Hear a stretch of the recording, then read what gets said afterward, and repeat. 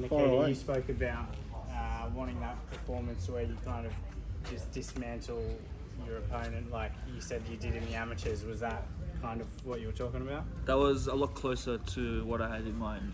That was a lot closer to how I usually fight and how I see myself as a fighter. More of a tactical person that's also like enjoying it. Like I was smiling during the fights.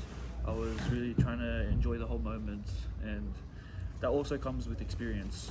I was a little bit better with dealing with my nerves and dealing with composure, and that allowed me to have the fun with it. And having fun is one of the most important parts of this sport, because if you don't, then there's not going to be the motivation to continue. Did anything surprise you about Darkon? I expected kind of everything that he brought. He got me with a few body shots at the end, but nothing like skill-wise or technique-wise that I didn't really expect. I studied one of his fights 3 years ago, and I kind of got the gist of how he's going to approach it and how what he's gonna kind of try and dismantle about me. Did you blow him a kiss pre-fight? Yeah. I don't know what was going through my head, but it just went. I was just doing it. It wasn't premeditated. Just I literally didn't even plan that. It just came to be, trying to be a little bit spontaneous. He was a tough bugger. You didn't come out for the fourth, but you hit him with so much. Were you surprised you're still standing at the end of the third? No, I knew that. This is why I was saying it's going to go 6 rounds, because I knew how tough he's going to be.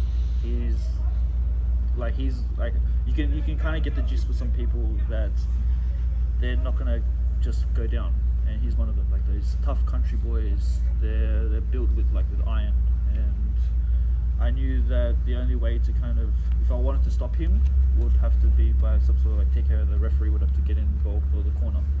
But I had it in the back of my head that we're going to go the full 6 rounds, and that he's not going to quit himself. Would you say that's the best performance of your career yet? It was pretty dominant, especially some of the left hooks you were throwing there. I think it's definitely the best I've had so far. Is it the best I've had in my life? Probably not. I still find my amateur days, my reflexes were better, my timing was better, but this is part of the journey. I'm rediscovering myself, rediscovering this hidden part inside me, and every step is a journey. Every step is it's an improvement, and today was a big improvement, and I want to keep having that kind of trajectory. You talked about sort of having a lot of sleepless nights, but I mean in that ring it looked like you got 8 hours and slept like a baby every night. So what were the sleepless nights about? Nah, I definitely had many sleepless. I was trying to nap today, and I just couldn't. I try to go to sleep at 9 o'clock, end up falling asleep maybe 2 o'clock in the morning, and get maybe 3-4 hours of sleep a night. And that was for the last 3 weeks, and it was mostly based on a bit of the pressure that was coming with the sport, a bit of the fear of him knocking me out, because I know that he's got power to his punches, and me sometimes being able to slip up and be a little bit sloppy in sparring. I can sometimes cop a shot, so that was always running through the back of my head.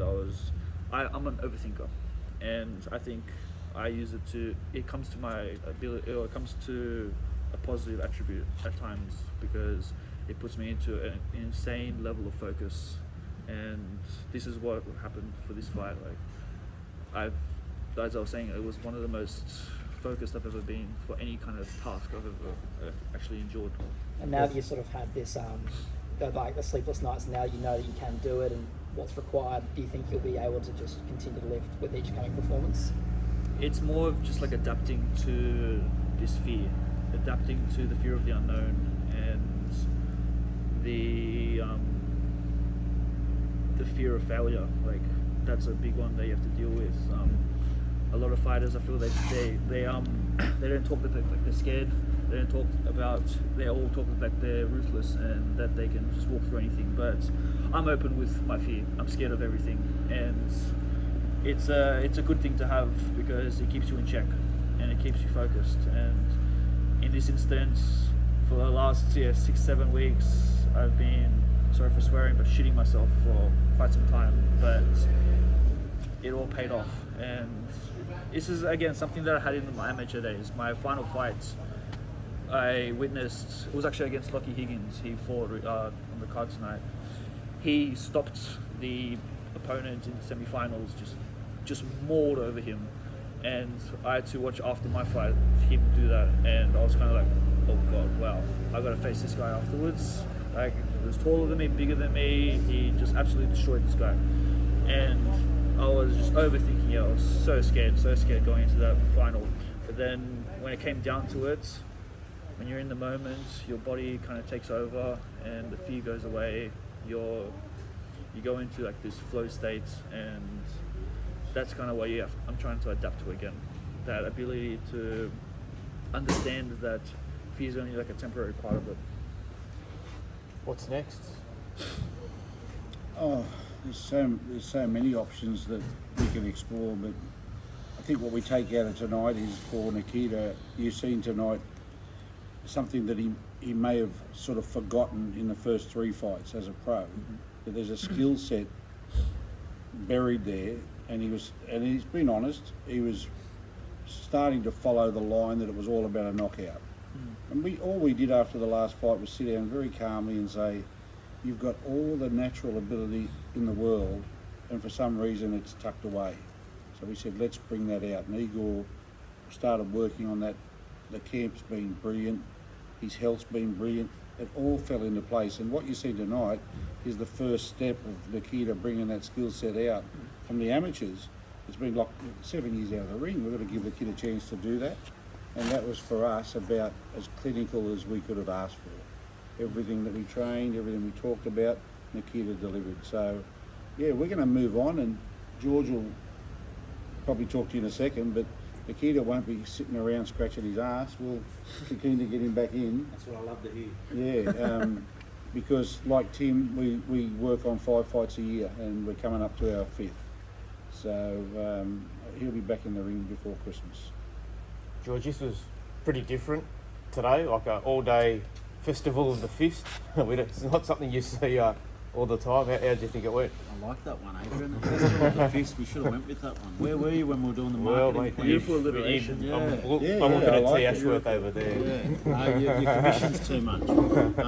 Look, I absolutely loved it. The fights today, some of the performances throughout the day were fantastic, and it was a very long day, and some great work went in behind the scenes from our staff. So, a big shout out to the No Limit staff and everyone involved in today.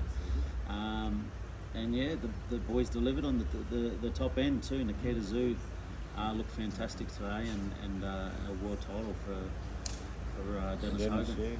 Yeah. One more show this year, George? Yeah, look, we'd love to do another show in November, and I think depending how Nikita pulls up now, it was music to my ears hearing that he wants to go again. We'd love to get him on again this year if he pulls up well, he's fit and ready to go, and because again, he proved that he's one of the most exciting fighters that we've got in Australia. He's someone that you want to watch. He's someone that you don't know what is coming. And it was pretty to watch tonight because Darkon Dryden was on. He was on. He was fit. He was strong, and he was ready to rumble. And to see the way Nikita handled himself, it was an absolute joy to watch. Did he say anything to you after the fight, Darkon? He just kind of said like, "There's no beef between us." And I was like, "Yeah, there never was. There never was." It was really cordial, honest. What you see in the build up to most fights, they're good guys, and they came with all cannons. Yeah. They were taking down Nikita Tszyu one way or another, and with respect to them, I mean, Nikita dismantled him. There's no other word for it. And Darkon said straight after the fight, he said, "Wow, good on him." And I just said to him, I said, "It's all up for you from here." And these guys put on this platform that everybody wants to be on. Can't be forgotten or discounted. And I gave the example to Darkon tonight in the ring. I said to him, "Mate, Stevie Spark got belted by Tim Tszyu in this building on this platform, and he's now signed by Matchroom. So for guys like Darkon, there are promoters that will want him because he's got a chin of granite. He brought a crowd as well. He brought, Absolutely. yeah, it was and, a big part. and so I really hope that Darkon puts his head down and takes this as an up rather than a down. I said to Joey, who's a good mate of mine, his father, I said, it's all up from here, mate. He's a good boy. He's tough, man. I don't know anyone that can stand in front of this bloke and cop that for what he did. And the fact that he didn't come out in the fourth is testament that I didn't think he would last through the first. But geez, pretty tough boy. But yeah, the No Limit platform, and the fact that they're trying, it's always something different, something exciting. 20 fights never been done before. 10 hours of boxing never been done before. Yeah, it's insane. It's you know, it's not always going to work. It's trial and error. Absolutely. But what we're doing, we're winning over this boxing audience, eh? And You got to risk it for the biscuit. Just like you do in the ring. yeah, and by the way, you owe Nikita 15K. Yeah, were there any other knockouts? There was a few stoppages.